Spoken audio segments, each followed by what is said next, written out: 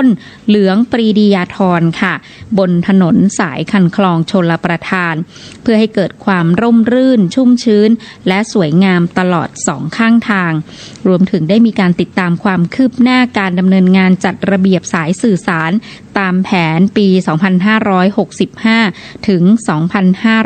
2567 นะคะแล้วก็จัดระเบียบสายสื่อสารก็คือเก็บรวบรวมสายให้เป็นระเบียบเรียบร้อยนะคะในแต่ละนั้นก็ออกมาเรื่อยๆเนาะพักตามธรรมชาติตามท้องถิ่นที่เกิดขึ้นมาหน้านี้พักที่ดีก็คือพักกูดญาติโยมนะพักกูดนี่ถ้าที่ไหนบ้านไหนปลูกฝังได้เอามาเสาะมาปลูกนี่จะเป็นการดีเป็นพักธรรมชาติที่เกิดขึ้นมันเป็นพักที่มีอนุมูลอิสระป้องกันโรคภัยไข้เจ็บหลายอย่างพักกูดเนี่ยถ้าไปจังเจียงตุงก็จะสั่งแม่ครัวว่าวันนี้คั่วผักกูดเด้อเขาก็จะไปเสาะผักกูดแต่ไม่ใช่ไปเสาะที่แพะที่ป่านะมันมีขายตามท้องตลาดผักธรรมชาติมันมีเกิดขึ้นวันนี้ก็จะมีงานประเพณีส่งน้ำพระธาตุที่วัดพระธาตุเฉลิมพระเกียรติพระธาตุเฉลิมพระเกียรติเวียงหวายวัดท่านเจ้าคุณพระราชเกติสุนทรก็อาตมาก็คงจะได้ไปร่วมหลังจากที่ฮั่นแล้วก็ฉันเพลกับปิกมาวัดแล้วจะเข้าไปเชียงใหม่ไปพักที่เชียงใหม่1 คืนพรุ่งนี้เช้าญาติโยมพรุ่งนี้เช้าจะมีงานทำบุญที่บ้านโยมเชียงใหม่7 โมงเช้าเขาบ่ต้องตื่นเช้าไปเมื่อเช้าจะไปวันนี้ละไปพักที่เชียงใหม่อันนี้ก็แจ้งญาติโยมท่านสาธุชนทั้งหลายแล้ววันที่16นี่เปิ้นจะมีการวางศิลาฤกษ์ที่พุทธมณฑล9 โมง 7 โมงทำบุญที่บ้านโยมแล้วก็จะไปวางศิลาฤกษ์สร้างศาลาที่พุทธมณฑลใหม่กับเปิ้นน่ะใกล้ๆจอมตองเนาะอันนี้ก็แจ้งญาติโยมท่านสาธุชนวันพรุ่งนี้ก็จะมีการเสียศพอยู่2 ศพศพที่ใกล้ๆกันนี่ก็คือศพแม่ครูนงเยาว์สมฤทธิ์แม่ครูนงเยาว์สมฤทธิ์เมื่อคืนที่แล้วก็ได้ไปเทศไปแสดงธรรมที่วัดเทพอำนวยจะเสียศพบรรพลูกและแหมศพนึงก็ศพของป้อน้อยตาคำสนธิยาหรือน้อยหนุนตั้งศพอยู่ที่วัดศรีดอนใจเสียวันเดียวกันอันนี้ก็แจ้งการจากไปที่ท่านได้รู้จักมักคุ้นอาจจะไปร่วมบุญร่วมกุศลก็แล้วแต่กันมันมีเสีย2 ศพในวันพรุ่งนี้วันนี้ได้มาพบญาติโยมท่านสาธุชนก็จะเอาธรรมะคลังธรรมมาฝากคือแก่ศรัทธาญาติโยมวันนี้เอาเรียกว่าทิพกถ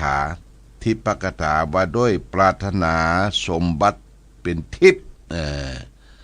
สมบัติเป็นทิพย์นี่เป็นจะได้ญาติโยมเขาก็ต้องฟังพระพุทธเจ้าตรัสว่าโยอิเชทิพะโพคันจะทิพะมายุงยะสังสุขัง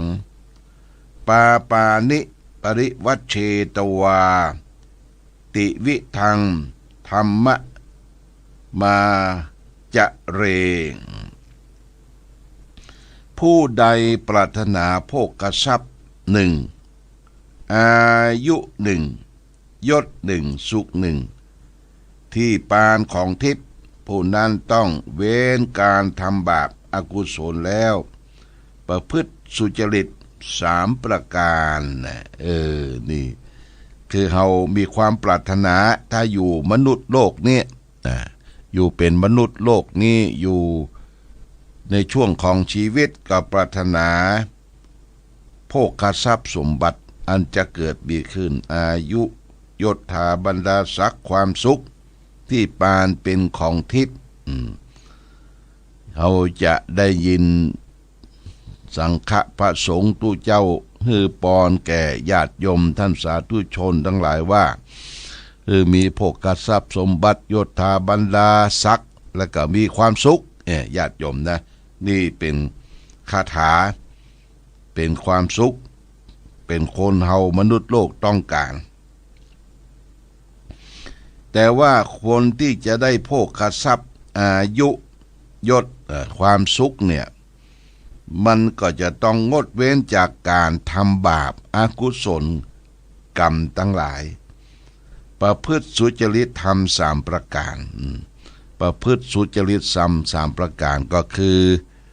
กายสุจริตวาจาสุจริตและก็มโนสุจริตประพฤติในสิ่งที่ดีนะเว้นจากกรรมการทำบาปความชั่วอกุศลกรรมทั้งหลายทีนี้ก็จะมาอธิบายให้ญาติโยมท่านทั้งหลายได้ฟังว่าการประพฤติสุจริต3ประการมีอย่างพ้องเพื่อว่ากายกรรม3วจีกรรม4มโนกรรม3การกระทำด้วยกายด้วยวาจาด้วยใจประกอบในสิ่งที่ดีเรียกว่าสุจริตกายสุจริตคือเว้นจากการฆ่าสัตว์ตัดชีวิตเบียดเบียนสัตว์เล็กสัตว์น้อยญาติโยมนะในศีลธรรมเปิ้นจึงกล่าวว่าการค้าขายที่บ่ถูกต้องการค้าขายที่เอาชีวิตของเปิ้นมาเป็นชีวิตตนค้าขายสัตว์เพื่อจะได้นำไปฆ่าเป็นอาหารเนี่ยเป็นมิจฉาวานิชาที่พระพุทธเจ้าสอนว่าเป็นข้อหนึ่งเป็นค้าขายที่บ่สมควรที่จะไปเอาชีวิตของสัตว์อื่นสัตว์อื่นอย่างกาเป็ดกาไข่กาวัวกาควายกาสัตว์เลี้ยงวันนั้นเดินทางไปเชียงใหม่ก็มีรถลากหมู2ชั้นเนาะญาติโยมจันบนจันล่างหมูก็ไปนอนละยืนก็บ่ได้เฮาเศร้าโซมันบ่ฮู้มันมีฮู้ว่ามันจะไปตายเนาะมันจะไปเป็นอาหารของคนเนี่ยค้าขายสัตว์เพื่อจะนำเป็นค่าอาหารมนุษย์โลกเพราะฉะนั้นเว้นจากการฆ่าสัตว์ตัดชีวิตเป็นศีลข้อที่1ในศีล5นะญาติโยมศีล5ปานาติปาตาเวละมณีสิกขาปะทังสมาธิยามิเฮาบ่ได้ไปฆ่าเองทำสัตว์เองทำให้ชีวิตสัตว์ต้องตกล่วงแต่ก็ยังกินอยู่ยังบริโภคอยู่คือเฮาบ่ได้ฮู้ได้เห็นในการฆ่าสัตว์เหล่านั้นไปซื้อตามท้องตลาดตามกาดตามจีมาบริโภคเลี้ยงชีวิตของตนเองถ้าเฮาอยากจะมียศถาบรรดาศักดิ์มีโภคทรัพย์สมบัติก็คือเว้นจากการฆ่าสัตว์ตัดชีวิตประการที่2การประพฤติผิดคือประกอบสุจริตโดยบัลลักเล็กขโมยน้อยยิบฉวยของบุคคลอื่นญาติโยมนะของที่เปิ้นมีเจ้าของบ่ได้อนุญาตปงปันของวัดวาอารามของตกหล่นของที่เปิ้นมีเจ้าของเปิ้นบ่อนุญาตปงปันจะไปยิบจะไปช่วยจะไปขโมยของคนอื่นเนี่ยญาติโยมยิ่งของวัดวาอารามเนี่ยเปิ้นว่าโอ้เป็นของที่ผิดบาปมหันตโทษบริโภคแล้วเอามาใจแล้วก็จ้องไปใจนี่ใจกรรมเป็นเปตะวิสัยอยู่วัดอยู่วาวันดีคืนดีก็ไปขี่ถ้วยขี่จ้อนเป็นพลังเพราะว่าจิตวิญญาณของผู้ตายไปผูกพันกับ สิ่งของที่ได้มาโดยบ่สุจริตเพราะฉะนั้นเฮาอยากได้อย่างเฮือถามตุเจ้าขอตุเจ้าจะเป็นอาหารการกินอย่างตุเจ้าอนุญาตก็เป็นอย่างละถ้าเปิ้นบ่อนุญาตเนี่ยจะไปเก็บใส่ซุงใส่ซ่าบ่ดีนะเปิ้นบ่อนุญาตเด้อถ้าอนุญาตแล้วก็เอาไปอย่างอาหารการกินที่เปิ้นเลี้ยงเป็นโต๊ะจีนก็ตามอย่างก็ตามเนี่ยญาติโยมนะเปิ้นว่าตุเจ้าพระสงฆ์ฉันแล้วอ้าวญาติโยมมาเชิญรับประทานอาหารเฮารับประทานอาหารแล้วยังเหลืออยู่ก็เป็นอย่างห่อตัวก็ได้ห่อตัวปกตัวเอาไปบริโภคเป็นประโยชน์แก่ตนเองนี่ห้ามเอาสิ่งที่เปิ้นบ่ได้อนุญาตปงปั่นนี่ข้อ2ผิดศีลข้อ3คือเว้นจากการประพฤติผิดในกาม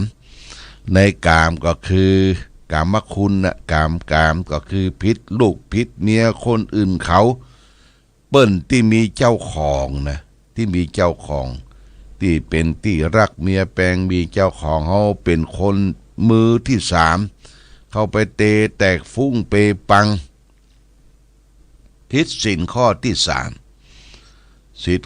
ลข้อที่3นี่ญาติโยมตกบ่อนรกหมกไหมแล้วก็เกิดความร้อนอกร้อนใจละเมิดสิ่งที่รักสิ่งที่ชอบใจคนอื่นเขาโดยเฉพาะเด็กอายุไขที่บ่เกินบ่ถึง15บ่ถึง18นี่ไปละเมิดบ่ได้นะเพิ่นมีเจ้าของในญาติโยมนะอันนี้ผิดศีลข้อที่3กายกรรม3วจีกรรม4การทำผิดสุจริตทุจริตทางวจี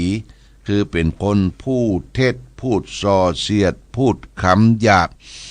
พูดเพ้อเจ้อเร็วไรไร้สาระกำอู้กำจ่านี่สำคัญนะญาติโยมนะมันลิ้นมันมีดูกลูกอู้ได้วันค่ำถ้าอู้นักกับผิดนักบางทีข้อมูลยังบัดชัดเด้อข้อมูลรับข้อมูลมาบัดชัดเป็นศูนย์รวมข่าวญาติโยมได้ข่าวน้อยเดียวตีแพร่ออกไปพอกพูนขึ้นไปเฮ้อเปิ้นเชื่อเปิ้นถือเอาเข้าอู้เหมือนเขาบ่ใครมีเชื่อถ้อยคำละคือกรรมมันเป็นสัจจะบ่เป็นสัจจังเพราะเป็นคนอู้พร้อยอู้นักพูดเท็จพูดบ่เป็นความจริงอย่างนี้เป็นต้นพูดส่อเสียดคือเว้นจากการพูดส่อเสียดคนนั้นส่อเสียดคนนี้คนอื่นได้แตกได้ร้าวเปิ้นอยู่อย่างมีความสุขไปส่อเสียดเปิ้นแตกร้าวสมานสามัคคีครอบครัวเปิ้นไปเตะแตกฟุ้งนี่พูดส่อเสียดพูดคำหยาบนี่บ่ใช่ฟังเป็นคำละเอียดญาติโยมฟังแล้วฟังบ่รื่นหูเฮาฟังแล้วบ่รื่นหูเป็นคิงหาบาไอบาด้านบานี้อีนั้นไอนี้แล้วก็คำใต้สิ้นใต้ผ้าบ่สมควรที่จะเอามาอู้ก็อู้เนี่ยพูดคำหยาบน่ะญาติโยมพูดคำหยาบฟังแล้วบ่รื่นหูฟังแล้วบ่ม่วนเพราะพูดเพ้อเจ้อก็คืออู้ไปจะไปคนจะฟังบ่ฟังเพ้อเจ้อไปเลยบางโอกาสเวลาเปิ้นบ่ได้ตักได้ถามละออกอู้มาแล้วไผเป็นจะได้ไผตายที่ไหนเนี่ยอู้มาก่อนเปิ้นบ่ได้ถามนะนี่ชอบอู้ชอบพูดเพ้อเจ้อเดี๋ยวไหลนี่วจีกรรม4ก็คือพูดเท็จพูดส่อเสียดพูดคำหยาบเอามาประกอบสุจริตก็คือเว้นจากการพูดเท็จเว้นจากการพูดส่อเสียดเว้นจากการพูดคำหยาบและเว้นจากการพูดเพ้อเจ้อกำอู้กำจานี่ใบกัดสหับได้หับปากได้ก็จะเป็นการดีเนาะมันเกิดความเสียหายบางทีเปิดเสียเฮือเปิ้นหันหลังเปิดหนังเฮือเปิ้นหันจิ้นนินทาตัวเองตัวเก่านินทาครอบครัวนินทาผัวนินทาวัดวาอารามตัวเองตัวเก่า หารู้ไหมว่าเปิ้นบืนปากเขาใส่บืนปากเขาใส่ในญาติโยมนะอันนี้จำไว้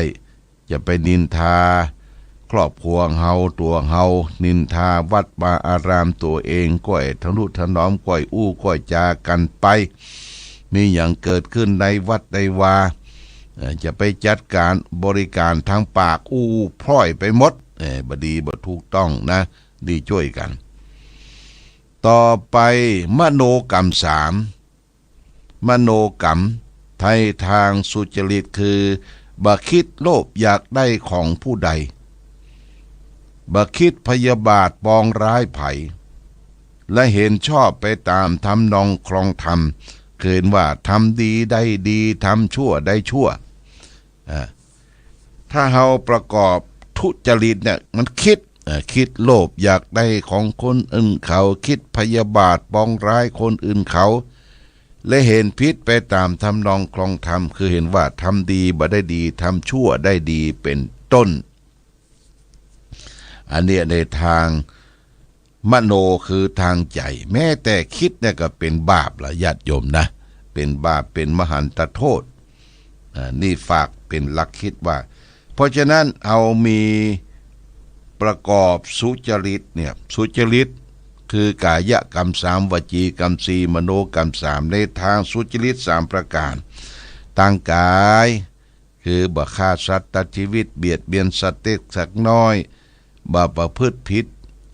เลือกลักเล็กขโมยน้อยยิบฉวยของบุคคลอื่นและก็บ่ประพฤติผิดในกายเฮาก็บริสุทธิ์ทางวาจาบ่พูดเท็จบ่พูดส่อเสียดบ่พูดคำหยาบคือเว้นจากการพูดเท็จพูดส่อเสียดพูดคำหยาบพูดเพ้อเจ้อวาจีเฮาก็วาจาเฮาก็สุจริตทางใจก็คือบ่คิดโลภอยากได้ของไผบ่คิดพยาบาทปองร้ายไผและเห็นชอบได้ตามทำนองครองธรรมคือว่าทำดีย่อมได้ดีทำชั่วได้ชั่วเมื่อเฮาประกอบสุจริตทางกายกรรม3วจีกรรม4มโนกรรม3นี่เปิ้นว่าโภคทรัพย์สมบัติย่อมเกิดขึ้นกับเฮาอายุเฮาก็ยั่งยืนบ่เจ็บบ่ไข้บ่ป่วยอายุยั่งยืนผิวพรรณวรรณะดียศถาบรรดาศักดิ์ก็ติดตามมายศถาบรรดาศักดิ์ก็ติดตามมาสุดท้ายก็มีความสุขนะความสุขทางกายทางวาจาและทางใจนี่เฮาประพฤติปฏิบัติสุจริตเนี่ยต้องการความสุขในทางพระพุทธศาสนาคือสุขกายสุขใจในญาติโยมสุขกายสุขใจอันนี้เป็นความสุขที่เราจะต้องประพฤติปฏิบัติเสาะแสวงหาในทางสุจริตอย่างนี้เป็นต้นวันนี้ได้มาพบก็จะเอานี่มาต่อให้หน่อยหนึ่งนะญาติโยมที่ต่อก็คือประวัติ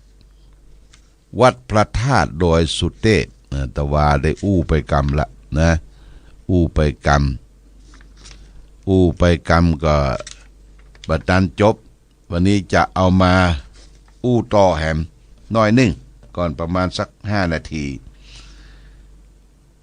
วันนี้ต่อว่าเกสาธาตุปณนิทัสสนะปัมมาโมปริเชโถปริเฉทะอันเปนะปัทมะอันมี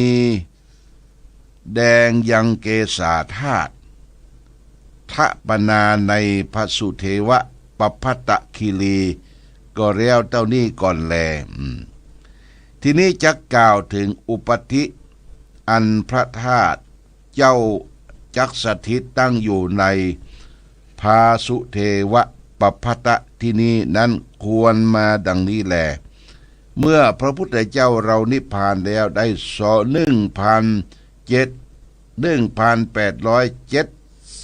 1,875 ปีวัฏสาล่วงเม็ดศกได้693 ตัวยังมีมหาเถรเจ้าชื่อว่ามติมาได้เอา อาสนาแต่ลังกามาตั้งเมืองพันเป็นลูกเมืองเมงศาสนาพระพุทธเจ้าพาลุ่งเรืองในเมืองพันที่นั้นมากนักท้าวพญาเสนามาศท้าวเมืองทั้งหลายก็ยินดีด้วยศีลาธิคุณมหาเถระเจ้าตนชื่อว่ามติมามากนักจึงพร้อมกันอุตสาพิเศษมหาเถระเจ้าเพื่อเป็นสวามีขึ้นชื่อว่าอุทุมพระบุพามหาสวามีแล